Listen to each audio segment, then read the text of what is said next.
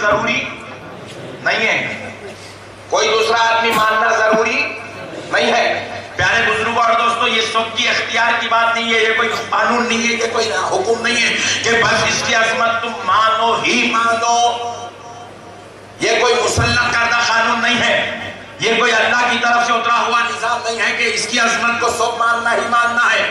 پیارے بزرگوں اور دوستو، لیکن ذرا غور کر دیے گا، آپ کے پیر کو آپ مانتے ہیں، میرے پیر کو میں پیر لاسانی مانتا ہوں، آپ اپنے والد کی عظمت کو مانتے ہیں، میں اپنے بابا کی عظمت کو مانتا ہوں، لیکن میں آپ کے والد کی عظمت کو مان لوں یا آپ میرے والد کی عظمت کو مان لیں ضروری نہیں ہے۔ لیکن ذرا غور کرنے والی بات ہے، یہ قانون الہی بن رہا ہے، یہ نظام مصطفیٰ بن رہا ہے۔ اب اللہ رب العزت قرآن پاک میں ارشاد فرماتا ہے، لِيُذْهِبَ عَنْكُمُ الرِّجْسَ أَهْلَ الْبَيْتِ وَيُطَهِّرَكُمْ تَطْهِيرًا۔ سبحان اللہ، سبحان اللہ۔ اب اللہ بذریعہ قرآن عظمت اہل بیت پر قانون نازل کر رہا ہے۔ اللہ رب العزت ارشاد فرماتا ہے، اللہ نے چاہا لِيُذْهِبَ عَنْكُمُ الرِّجْسَ أَهْلَ الْبَيْتِ، کہ اے نبی کے گھر والوں، تم کو ہر میل و کچیل سے پاک کر دیا جائے۔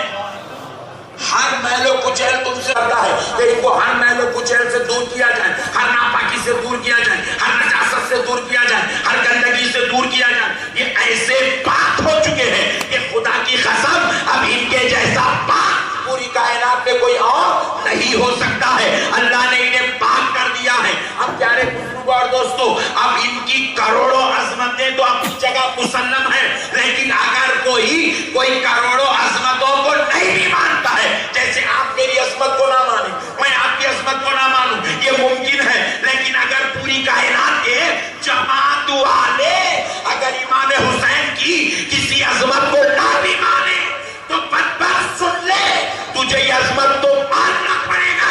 حسین اس کو کہتے ہیں جو ناپاکی سے پاک ہوتا ہے، جو خطاؤں سے پاک ہوتا ہے، لفظشوں سے پاک ہوتا ہے، عیبوں سے پاک ہوتا ہے، گناہوں سے پاک ہوتا ہے، گندگیوں سے پاک ہوتا ہے، برائیوں سے پاک ہوتا ہے، ذلتوں سے پاک ہوتا ہے۔ کیوں؟ کیونکہ یہ کوئی مولوی کا کلام نہیں، یہ کسی ملا کا کلام نہیں، یہ اللہ کا کلام ہے۔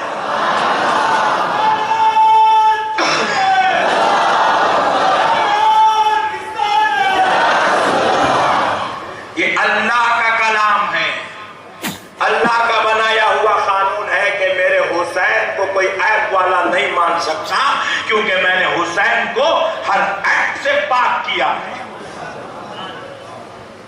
اور اللہ رب العزت نے غور کرنے والی بات ہے، پاک کہا۔ یہ پاک کا لفظ جو ہے سنیوں کو کسی مولوی صاحب نے نہیں دیا، اللہ نے دیا ہے۔ اسی لیے ہم کہتے ہیں اللہ پاک، پھر آگے بڑھ کے کہتے ہیں رسول پاک، پھر اس کے بعد کہتے ہیں اہل بیت پاک، پھر آگے بڑھ کے کہتے ہیں قرآن پاک، پھر کہتے ہیں حدیث پاک، اور یہ جب ساروں کا نچوڑ بن جائے تو بن جاتا ہے غوث پاک۔ میرے پیارے بزرگوں اور دوستو، قربان جائیں، یہ پاک کا لفظ ہم کو اللہ نے عطا کیا ہے۔ پیارے بزرگوں اور دوستو، غور کرنے والی بات ہے، کوئی بھی دنیا میں کوئی کسی کی عظمت مانے یا نہ مانے ہو سکتا ہے، لیکن اللہ نے اہل بیت کی عظمت پر قرآن اتار کر قانون بنا دیا۔ تو چاہے تو بھی ماننا پڑے گا، نہیں چاہے تو بھی ماننا پڑے گا۔ اور اگر کوئی انکار کر دے، آپ میری عظمت کا انکار کر دے، گنہگار نہیں ہوں گے۔ میں آپ کی عظمت کا انکار کر دوں، گنہگار نہیں ہوگا۔ لیکن اگر کوئی میرے حسین کی عظمت کا انکار کر دے، گنہگار تو کچا، بدکار تو کچا، سیاہکار تو کچا، کافر ہو جائے گا، دائرہ اسلام سے خارج ہو جائے گا، کیونکہ ان کی عظمت مسلم ہے، مسلم ہے، اور آپ کو عظمت بڑی بات بتا رہا ہوں، غور کرتے چلیں. ہر عالم کو عظمت اس کا شاگرد دیتا ہے، پیر کو عظمت مرید دیتا ہے، مرید کو مرید دیتا ہے، مرشد کا باپ نہیں دیتا. باپ تو بیٹا ہی بولتا.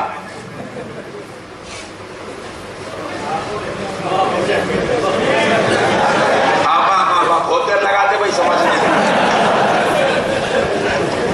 مرشد کو عظمت مرید دیتا، باپ نہیں دیتا. باپ تو بیٹا بولتا. پیارے بزرگوں دوستو، غور کرنے والی بات ہے. ساری کائنات کو عظمت چھوٹے دیتے ہیں، بڑا نہیں دیتا. بلکہ یہ چیز کو ہم نے بڑا بنا لیا، وہ اپنے بڑوں کے پیر پڑتا ہوا نظر آتا ہے. ہم نے اب کو جس کو پیر بنا لیا، ہمارا پیر اپنے پیر کے پیر پڑتا ہوا نظر آتا ہے. ہم چھوٹے اپنے بڑے کو عزت تو دیتے ہیں، مگر ہمارا بڑا اپنے بڑوں کے دربار میں جھکا ہوا نظر آتا ہے. لیکن اے حسین، تیری عظمت کے صدقے جاؤں، تیرے رتبے کے صدقے جاؤں کہ تو کیسا شان والا پیدا ہوا، کہ پیدا تو بندہ بن کے ہوتا ہے اور تیری تعریف خدا کر رہا ہے.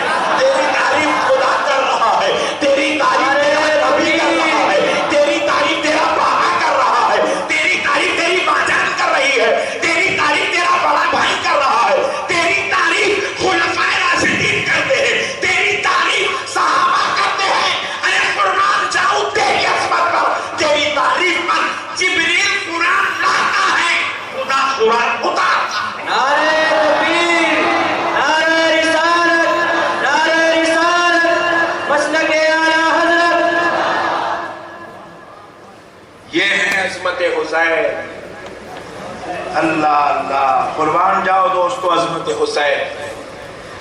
اب اتنی عظمت والا حسین مل گیا، فاتحہ نہیں دلائیں گے تو کیا کریں گے؟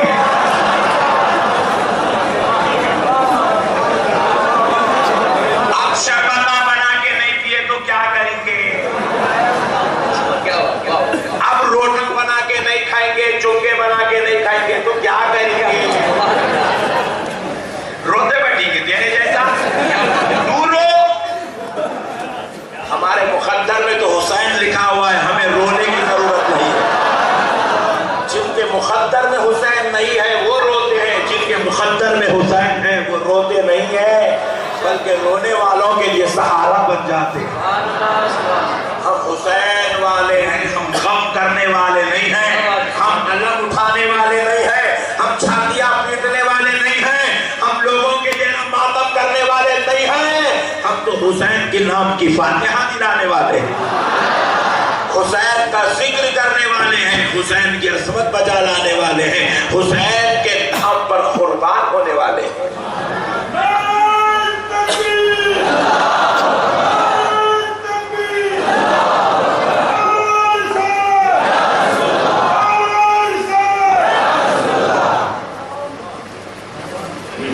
قربان جائیں دوستو سرکار امام حسین کے. اللہ اللہ، اللہ رب العزت نے ارشاد فرمایا، انما يريد الله ليذهب عنكم الرجس اهل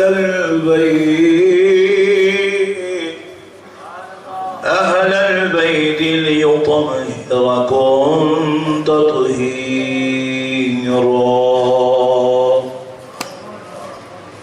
اللہ رب العزت نے ان کو خیر میل و کچل سے، ناپاکی کا لفظ ان کے لیے لیا بھی نہیں جا سکتا. ناپاک لفظ ان کے لیے سوٹیبل نہیں ہے، کہ اتنی مقدس اور پاک ہستیاں ہیں کہ وہ لفظ ان کی بارگاہ میں بولا نہیں جا سکتا. تو اس لیے میں عرض کر رہا ہوں، اللہ نے ہر میل اور کچل سے پاک کر دیا. کسی قسم کا بھی ان کے پاس نہ باطنی طور پہ کوئی عیب ان میں تھا، نہ ظاہری طور پہ کوئی ان کے اندر خامی موجود تھی. کوئی چیز ان میں موجود نہیں تھی. اللہ نے ہر چیز سے پاک کر کے پیدا کیا تھا، ہر کچی سے، ہر خامی سے، ہر کمی سے اللہ نے پاک کیا. اللہ اللہ، قربان جائیں. اس آیت پاک کی تفسیر کے لیے ایک حدیث پیش کرتا ہوں. رسول اعظم صلی اللہ تعالی علیہ وآلہ وسلم ارشاد فرماتے ہیں مسجد میں ناپاکی کی حالت میں قدم رکھنا گناہ عظیم ہے. مسجد میں ناپاکی کی حالت میں آپ کو احتلام ہو جائے، جنابت ہو جائے، طہارت ٹوٹ جائے، ایسی حالت میں اگر آپ ناپاکی کی حالت میں مسجد میں قدم رکھتے ہیں بہت بڑا گناہ ہے، گناہ عظیم ہے. فقہاء اکرام اس حدیث کی تفسیر کرتے ہوئے، تشریح کرتے ہوئے بیان کرتے ہیں کہ کتنا بڑا گناہ ہے. گناہ ہے، کتنا بڑا درجے کا گناہ ہے. فقہاء اکرام نے لکھا 40 سال کا گناہ ایک طرف، مسجد میں ناپاک قدم رکھنا ایک طرف. اتنا بڑا درجے کا گناہ ہے. اور یہ قانون جو رسول پاک نے بنایا یہ صرف 14ویں صدی کے سیلو یا وردہ کے مسلمانوں کے لیے نہیں ہے. پوری کائنات میں جہاں کہیں بھی مسلمان بستا ہے، جہاں کہیں بھی مسجد ہے، سب کے لیے یہ قانون ہے. پوری کائنات کا مسلمان چاہے وہ امریکہ کا ہو یا وہ سعودی کا رہنے والا ہو، ناپاکی کی حالت میں مسجد میں قدم نہیں رکھ سکتا. یہ گناہ عظیم ہے. 40 سال کے کیے جانے والے گناہ ایک طرف اور یہ عمل کا گناہ ایک طرف. پیارے بزرگ اور دوستو تھوڑا غور کرو. یہ قانون ساری کائنات کے انسانوں کے لیے، علماء کے لیے بھی ہے، حافظوں کے لیے بھی ہے، مولویوں کے لیے، جماعت والوں کے لیے بھی ہے جو مسجدوں میں سوتے پڑے رہتے ہیں. سب کے لیے. آپ ٹینشن مت لیجیے اگر کوئی جماعت والے ہے تو مسئلہ بتانا ضروری ہے.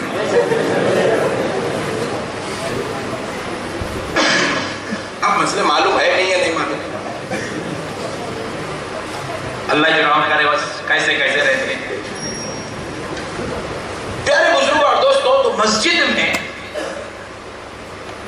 ناپاکی کی حالت میں قدم نہ کوئی مولوی رکھ سکتا ہے، نہ کوئی حضرت جی رکھ سکتے ہیں، نہ کوئی مفتی صاحب رکھ سکتے ہیں، نہ کوئی بڑے سے بڑا سورما جو ہواؤں میں اڑتا ہو وہ بھی مسجد میں ناپاکی کی حالت میں قدم. اور آگے بڑھ کر اگر کہہ دوں تو مجھے اجازت دے کہ پورے صحابہ اکرام میں کسی صحابی کو بھی اس بات کی اجازت نہیں کہ ناپاکی کی حالت میں مسجد میں قدم رکھ دے. مسجد اللہ کا گھر ہے. لیکن قربان چاہے میرا اور آپ کا آقا آمنہ کا لال ارشاد فرماتا ہے ناپاکی کی حالت میں مسجد میں کوئی قدم نہیں رکھ سکتا، یہ گناہ عظیم ہے. لیکن حضور آگے ارشاد فرماتے سوائے میرے علی اور فاطمہ کے. حضور نے کہا سوائے میرے علی اور فاطمہ کے. میں بڑا پریشان ہوا یا رسول اللہ آپ پر میری جان قربان میرے آقا. سرکار پوری کائنات میں کوئی شخص بھی مسجد میں نہ آ سکتا ہے، ناپاکی کی حالت میں نہ جا سکتا ہے، نہ گزر سکتا ہے، نہ رہ سکتا ہے، لیکن سوائے علی اور فاطمہ کے. یا رسول اللہ علی اور فاطمہ کو اس بات کی چھوٹ کیوں نہیں گئی کہ وہ مسجد میں ناپاکی کی حالت میں آ بھی سکتے ہیں، جا بھی سکتے ہیں، رہ بھی سکتے ہیں؟ اس بات کی اجازت علی اور فاطمہ کو کیوں ہے؟ خوب غور کرا تو قرآن نے جواب دیا. قرآن کو سمجھتا نہیں ہے. قرآن کو سمجھ کر پڑھ اللہ کیا کہہ رہا ہے کہ ہم نے اہل بیت مصطفیٰ کو ہر ناپاکی سے پاک کر دیا. نبی کا کہنے کا مطلب یہ ہے علی اور فاطمہ آ اور جا سکتے ہیں. مطلب یہ ہے کہ کبھی ان پہ ناپاکی آتی ہی نہیں ہے.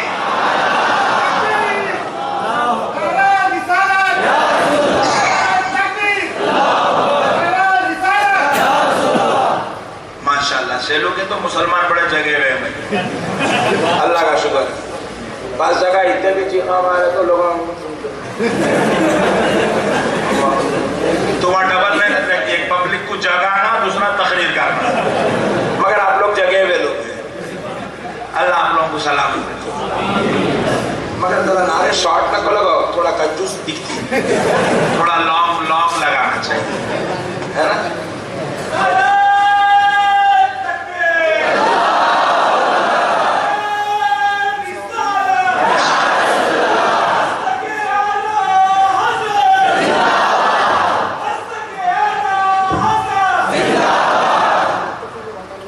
شارٹ ہو گیا.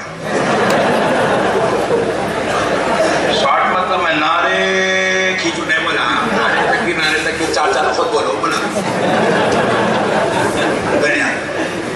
پیارے بزرگ, نیکسٹ پیارے بزرگ اور دوستو ذرا غور کریے گا. اللہ کی رحمت کے صدقے جائے, اللہ رب العزت نے اہل بیت کو یہ شان عطا فرمائی ہے کہ ان پہ کبھی ناپاکی آتی ہی نہیں. اللہ اللہ. اور خدا کی قسم, اہل بیت کا جو عاشق ہے وہی جنتی ہے. جو اہل بیت سے محبت نہیں کرتا, جو سیدوں سے محبت نہیں کرتا, نبی اور آل نبی سے جو محبت نہیں کرتا, 1 کروڑ عبادات, مجاہدات, تقوی اور طہارت پاکیزگی کے باوجود بھی اس کی جنت خطرے میں ہے. جس کا دامن صاحب جنت سے مضبوط نہیں ہے, انہیں جنت میں کیسا جائے گا؟ جنت میں جانے کے لیے خالق جنت سے بھی رشتہ اچھا ہونا, مالک جنت سے بھی رشتہ اچھا ہونا, اور سرداران جنت سے بھی رشتہ اچھا ہونا ضروری ہے. خالق جنت خدا ہے, مالک جنت مصطفیٰ ہے, اور سرداران جنت اہل بیت مصطفیٰ ہے. علی, فاطمہ, حسن و حسین. سیدہ فاطمہ الزہرا کو کہا گیا کہ سیدۃ النساء اہل الجنہ, یہ جنتی عورتوں کی سردار ہے. اور فرماتے ہیں میرے آقا علیہ الصلوۃ والسلام کہ سیدہ شباب اہل الجنہ الحسن والحسین, سیدہ شباب اہل الجنہ حسن و حسین جنتی جوانوں کے سردار ہیں. ایک مثال دے کر وہ موضوع پر پھر آتا ہوں جو میں نے بات چھوڑی ہے. مثال کے طور پر ایک بہترین عالی شان مقام ہے. اب یہاں بیچارہ مکان دکھ رہا بھی نہیں, ہال میں بیٹھے ہیں, سمجھ لو فار ایگزامپل ایک بہترین مکان ہے. کل صبح میں بیچارہ شریف آدمی فجر کی نماز پڑھ کے وہ مکان والوں کے